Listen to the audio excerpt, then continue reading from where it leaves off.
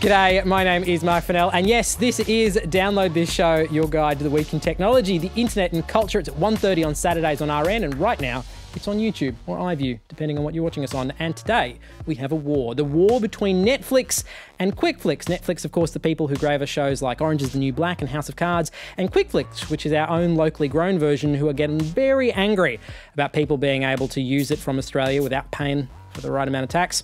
But firstly, $2.5 billion is how much Microsoft spent on buying Minecraft, which is a game that's basically built out of blocks. And to explain to us why this is such a big deal, will you please welcome our panel this week.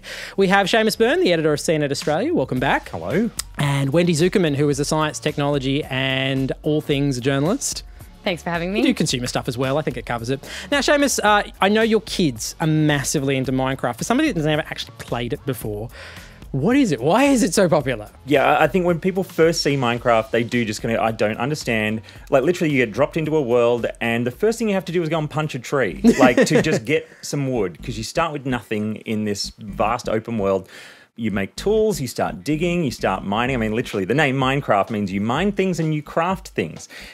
You go and build all these mines of things, but then you start to get access to, there's this particular material called redstone that essentially creates an electrical system within the game, right? Where you can create kind of binary systems that have on and off gates. And suddenly, you know, it opens up, creating like powered railway systems, creating automatic doors, creating all kinds of things that even people have made working hard drives inside Minecraft. There is a certain point where Minecraft just stopped being like a game environment. It started being like this playground of ideas. I think, you know, somebody's recreated the entirety of Denmark. Someone's recreated the entirety of Westeros from Game of Thrones. The Death Star. It's just an amazing universe. Why do you think it's been so popular, Wendy? There's a few sort of features that have played into this. One is this myth surrounding one of the founders called Notch. He's very much kind of portrayed as this almost modern day hero. So people want to support his goal. He kind of represents everything that Google and Microsoft is not. I think there's also this wonderful play environment that Minecraft really kind of supports, rather than having a model which is based on in-app purchases, that every time you want to move further and further, you have to pay a little bit more, pay a little bit more. Instead, there's a flat fee, you pay, and then you can play and you can do whatever you want. And so it really encourages this kind of creativity. All the kids and their friends, they talk about it all the time. Like, my kids genuinely, you know, they have their toy diamond sword and toy diamond pickaxe, these like physical versions of these pixelated things from the game. And they just run around talking about it, telling stories, so it's like they live out kind of Minecraft even when they're not playing it anymore. And they read books about it all the time. Like, it is so everything for them right now, in the way that, I guess when we were kids, it might have been some cartoons or some like set of toys, but for them, it's now this digital landscape that actually goes so far beyond what your traditional toys even can, that it just means everything to them. And in many ways, if we are going to compare it to Lego, when I was growing up, Lego was this wonderful tool that you just had bricks and you could play with them. But then Lego worked out quite recently that they would make much more money if, instead of having this very open world of bricks and you can do whatever you want with them, here's a model of a castle, build the castle and then buy another model. There's no longer this kind of open-ended world that you can create with Minecraft. It actually encourages imagination, which is lovely. $2.5 billion. Yeah. Is it worth it? And what do they get for that, really? Yeah, look, I'm going to say it's absolutely worth it, in the sense that, you know, we've seen like, you know, King.com and all these kinds of like flash in the pan, you know, casual kind of phone games and things have been getting bought out for like, you know, hundreds of millions of dollars and potentially $1 billion. This is a company that actually, when you talk about video games, we're talking about a quite traditional game, in the sense that, you know, it's a game, you buy it and then you just play with it. As you say, it's not an in-app purchase system, but it's a game that over the past 5 years, since it first appeared, has made more money every year ever since. And that's just based on selling copies of the game, like not in-app systems. So this is something that has snowballed for 5 years that is completely unparalleled in the industry. And last year they made more than $300 million just from selling copies of the game. Whereas a few years ago it was like, well, you know, we made our first $10 million and this is really exciting. Like, it's snowballed so far. And then right now they're offering a new service, which is called Minecraft Realms, where you can pay $14 a month and they will host a server for you. That's your own server that you can kind of do with what you like, invite your friends into it, all that kind of thing. But suddenly they now have, you know, a per month subscription model attached to it for people who don't want to go through the fuss of kind of literally, you know, setting up their own physical server. They can now go, just pay us a fee and it's really nice for you and all your friends. Suddenly that, you know, I'm sure that the trajectory and how much money they're going to make is huge. And plus, for a company like Microsoft, I think they're sort of hampered by this branding that they have, which is very much a family G-rated business style branding. So it's not as if they could start investing in Grand Theft Auto. I do also like that the Microsoft logo actually looks like Minecraft blocks. Does anyone else notice that? Is that just me? Replace the middle 6 letters and you're there. I mean, there is, you bring up in-app purchases, and these are the sorts of things that people are concerned about when a big multinational corporation like Microsoft buy out Microsoft. What are the concerns that people have about Microsoft buying Minecraft? Yeah, I think for me, like, one of the big things is just, you know, it's not going to be this year or next year, but it is that sort of slow process where they sort of start to look for, how do we really make money out of this? If they just start to kind of chip away at some of the freely creative stuff that goes on, and say, like, freely exchanging worlds. You know, you can build a world and then just put it online and let people download it or share it. If they start to kind of take away a few of those things, then it starts to change what Minecraft really is. So with this aura of innocence that surrounds the game, I know you were having, you know, conniptions about breaking this news that Microsoft had bought Minecraft to your kids. Yeah, that's right. Yeah, I mean, that's it. My kids, you know, It's just capitalism at work. They've got to learn sometime. Santa isn't real. Yeah. Careful, they might watch this. That's it. You know, Santa is still real in our house, but, you know, Notch is, Notch is no longer. Yeah, they still kind of know. This was this guy who was making this game. Now, he hasn't really been directly involved for years. But here's this lovely story about, you could aspire to be like this person and make a wonderful thing. You don't want them to aspire to someone who's then going to make $1 billion by selling their goods to Microsoft. Bad parent. Great. I was worried about breaking the news to them about it. When I did break the news, they then just thought all the names involved were just another person. So they were like, Notch and Mojang, that they're selling the game to Microsoft now. And my son's response was, well, if I bump into Microsoft in the street, I will ask him. Oh, that's the best. All right. What is the best thing you've discovered on Minecraft? If you are a Minecraft player, let us know on Twitter. The hashtag is download this show. You can also hit us up on the Facebook page as well. The best thing you've ever discovered on Minecraft. Do you have a favourite thing you've ever discovered on Minecraft? Yeah, I think the Ghostbusters roller coaster, that includes like a whole challenge where you can score points by throwing snowballs at the ghosts that pop up along the way. It's awesome. I think I'm still going to go with the entirety of Denmark because that's just ridiculous. Download This Show is what you are listening to. And finally here on Download This Show, there is a war brewing. War is almost definitely overstating it. It is between Netflix, the internet giant, the people that gave us shows like Orange is the New Black and House of Cards, and the local equivalent, which is a West Australian company called Quickflix. Now, basically, they say about 200,000 Australians are using virtual private networks. So virtual private networks, a little bit of technology that basically tells the internet that you're in another country. People are using that so they can log on to Netflix in America, pay them to watch all of their shows. Now, it's in this kind of grey area. It's outside of Netflix terms of use, but at the end of the day, they're getting paid, so they don't really care. The problem is with Quickflix. Quickflix, the CEO, Stephen Langsford, wrote a very angry open letter to Netflix saying, you guys are not playing by the rules, you're not paying for the rights in Australia, yet Australians are using it. It was a very, very angry letter. We did actually speak to him on the radio show, and if you're watching this on video, you should absolutely go check out the podcast of the show and hear what Stephen himself had to say. But in terms of the argument that he's putting up in the actual letter, do you think it was a reasonable argument? This is clearly frustrating for the Quickflix business model that people are usurping the system in order to get onto Netflix. The open letter is just absolutely, this is just business as usual. And by that I mean, I feel like the CEO of Quickflix is really evoking this kind of patriotism, get onto the Australian team. But he's just trying to run a company. The sort of jargon of backdoor, front door is practically ripped off the anti-asylum seeker campaign. And I don't think he's going to get anywhere. I think obviously he's frustrated. Him and his team at Quickflix have worked very hard to try and create copyright deals with the content so that they could distribute it in Australia legally. And people are just saying, well, bugger that. I want to join Netflix anyway. The rules are essentially unfair. The problem with this, Seamus, is that he can't play within the rules because the rules are too easily broken. Yeah, and I mean, there really is, particularly for Quickflix right now. You know, they are the company that is the smaller player here in Australia. We have the big player, which is Foxtel, and they have so much money and hold so many of the rights to local airing of TV shows. But people kind of don't want to quite pay the prices that Foxtel wants.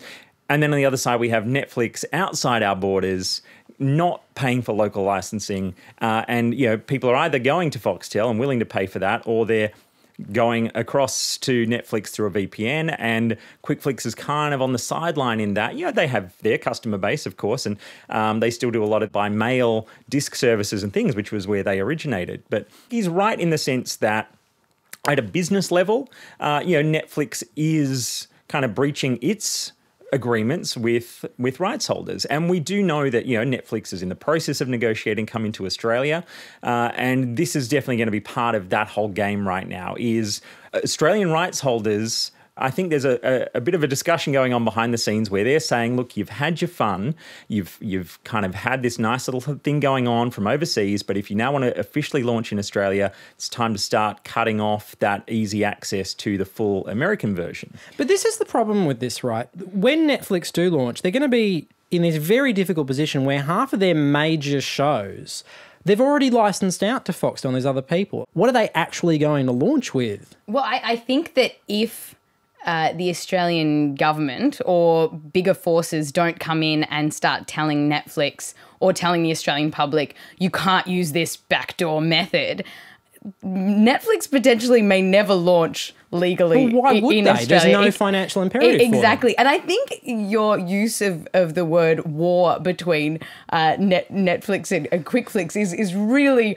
quite a flattering term on the Quickflix margin. I mean, when you compare the two, it's kind of like Russia and Ukraine. I mean, Netflix has an annual revenue of about $1 billion per year. Quickflix is kind of on 20 million.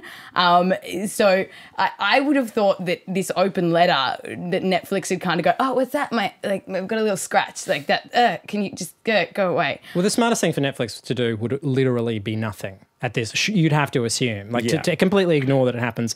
And in fact, they may already be ignoring it. Absolutely. They are coming next year. Like, it's 100% known that they're planning to launch an Australian version of the service. But even when they do launch properly, right, there's still nothing to stop people from doing exactly what they've been doing now, which is accessing the American service for what we assume will be cheaper and have a wider variety. Absolutely. I mean, there's really very little incentive, the way I see it, for Netflix to really work hard to create a good Australian model. So even if they do launch with some kind of little, hey guys, here it is, I don't know whether in backdoor conversations they're just going, look, the Aussies know what a VPN is, so just let them keep accessing it this way. I think the largest number of times I've heard the words backdoor and backroom ever used on the show. It's ridiculous. I think the two things that I think will happen are, as part of the rights negotiations, they'll essentially be forced to agree to stop accepting Australian credit cards, which is, one of the very simple ways that it will cut a lot of people out. Like, to make it an extra hoop to jump through that, yes, people can still get around, but most people won't bother. It's like, it's too hard now. Yeah. And similarly, whether they start to do a little bit of, sort of VPN IP blocking, because there's a bit of that goes on with the people who try to take that more seriously. There's the known major VPN services, that are specifically for this kind of rerouting, that they might essentially be pushed into saying, well, if you do this and this, yeah, some people might still be able to get through the net, but then we'll give you the rights that you want for Everything Australia. about this just seems like such a massive backward step. Surely the smart thing for people, for Netflix to do is to take a short-term hit on the licensing money they get from licensing shows out to Foxtel, take a short-term hit on that and become a truly global business.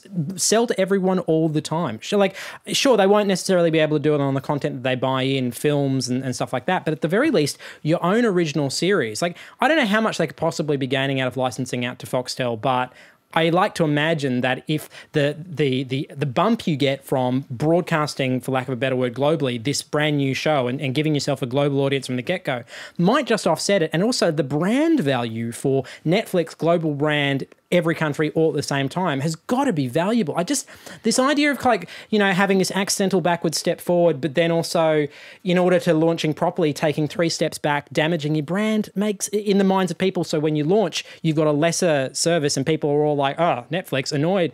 It just seems so needlessly complicated to me. But to me, I also think that Quickflix is the fact that they're getting irate. There's also a backward step within that too. This whole idea that we need to protect Australian content by having an Australian-style Netflix. I think that's also a backward step because ultimately you're saying we need to have this kind of balkanized internet where you have an Australia internet and then you have a US internet. The wonderful thing about VPNs, and if you have an educated user base, is that people could just access all information everywhere. And I think maybe that's where the future is. Instead, we need to be telling people, go forth, use these VPNs, and then you'll have to break down the business models that way. There's a couple of issues with that, though. Firstly, if we do the thing that I just said before, it becomes virtually impossible for anyone outside of America to do anything then because they have that market share. But I think you are underestimating the power of the old school contracts with cable networks. I think this whole idea that just because they sold a couple of shows to Foxtel and now this is what's causing the problem. I think it's much more entangled than that. Stephen is a lovely guy and I love the fact that they are building a company of that nature in WA and it's an Australian grown thing. But the reality of it is that what he's built is to a large degree a replication of what Netflix built many years before. That's not to have a go at him. It's just to say that you can't expect to be a global player. You can't expect to be taken as something new and innovative if you're not being new and innovative. If you're replicating something, including the last 4 letters of it, then you can't necessarily ask to compete with them on a global level. And if you're not considering the fact that there is this technology called a VPN that is going to be impinging on your business model. I mean, he should have known that going in, that people would be usurping this system. Granted, I don't think anybody could have predicted that VPNs would become as popular as they years were. ago, yeah. I don't know. I think this whole idea that people were going to get around the blocks, the geo blocks, people have been talking about doing that for a long time. I suppose. Yeah. Yeah. Look, I mean, how-to YouTube videos have just gotten easier and easier to understand. Look, I think for me, I feel like there's we've got 4 years of chaos ahead of us, right? You know, where we've got so many things about to launch. We've got kind of Streamco from Channel 9 and Fairfax now as a partnership. We've got, all these kinds of things getting ready to happen. The rights are going to be so spread out across all the different services for years. And Australians are essentially going to be told, if you want to watch that show, well, you need to be paying your $10 fee over there. You need to be paying your $10 fee over there to Foxtel. Maybe you need your $10 Presto subscription too. There'll be all these bits and pieces, Netflix. People will essentially be paying what they pay for Foxtel right now. They'll be asked, if you want to watch all the shows you want to watch, that's like $70 or $80 a month because there's so many different services. And so fragmented. With only little fragments. The result of that is, no, there's actually one place you need to go, Pirate Bay, and you'll get it all there. But this is where I think Netflix is trying to play the long game here. Where they've just announced as well that they've won the streaming rights to the series Gotham in Australia. So this is their first they've acquired the rights to a new show for Australian streaming.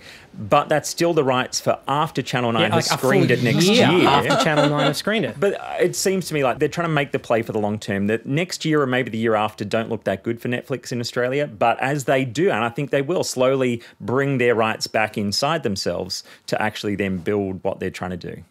Now, this whole area of video on demand has become very contentious, not just involving Quickflix and Netflix. The Home Video Distributors Association produced some report that I think would have come as a surprise to a lot of people, which is they've made the argument that video on demand prices in Australia are actually among some of the cheapest in the world, which really doesn't square with my experience as a consumer. Seamus, where does those numbers come from? Yes, the big thing that they focused on was the rental model rather than the buying to keep model, because they've said, the vast majority of people renting or using a streaming service are renting, they're not buying. And so that was then the comparison that they were making was, across the, about 5 different territories. They basically tracked kind of key prices of like new releases of various kinds of films and things throughout like a 52-week period. And like, so it seemed like a pretty robust survey of like how the worldwide prices have actually been working lately. And we're like a shade underneath a lot of the prices overseas.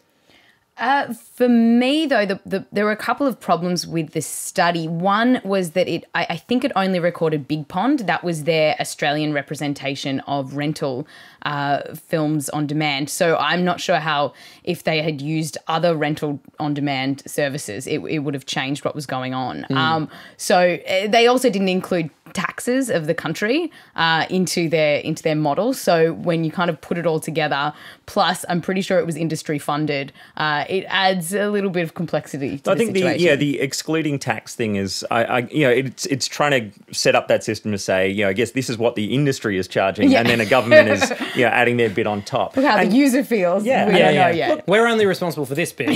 You take it up with your government. I mean, one thing I've often thought about is in this argument, we kind of leave out the fact that here in Australia, you can most weeks, walk into a major shopping centre and get a 20% discount on iTunes gift cards, right? So that never happens in America. So there's an element there of like, well, even when we're paying a little bit more, if you know what you're doing and you know how to, keep an eye on what's happening at Big W or wherever it might be, and go, this week there's a discount on iTunes. It's like, well, if that's essentially then saving you money on the actual price, when you hit the button, it's like, well, that kind of adds up. And I remember doing that myself recently, thinking, should I use an American iTunes account to save money, or should I? And I'm like, well, once I factor that in, it's just easier and basically the same price to use the Australian option. But how does that report and the findings from it compare to other research into video on demand? Does it stack up against what other people are saying? I think once you start talking about buying box sets and things like that, which is something that Choice has been looking into more, and I think because the TV side of stuff is where we have that real like thing in the gut of like, I have to watch it now. I cannot fall behind what's going on social media. That side of it then means this is the one you want to pay money for as quickly as possible, and it's certainly in TV shows that's where it's like, well, you're either paying a $30 subscription to Foxtel, or you're buying a like $45 download sort of system, or you're doing a real-time subscription through Netflix that suddenly makes it a completely different league of price. All right, well, luckily you can download this show for free all the time. You can also stream it on SoundCloud and on YouTube as well, because that is the end of the show. Very big thank you to Seamus Byrne from CNET. Thanks for coming back. Cheers, I'm off to play Minecraft. He's going to go Don't get lost in Denmark. Build another Scandinavian country. And Wendy Zukerman, science and technology journalist, thanks for coming back. Thanks for having me. And as always, thank you for watching Download This Show. Leave a comment down below if you're watching this on YouTube. If you are watching it on YouTube, also subscribe. Also, congratulations for making it to the end of this episode. You did good. See you guys.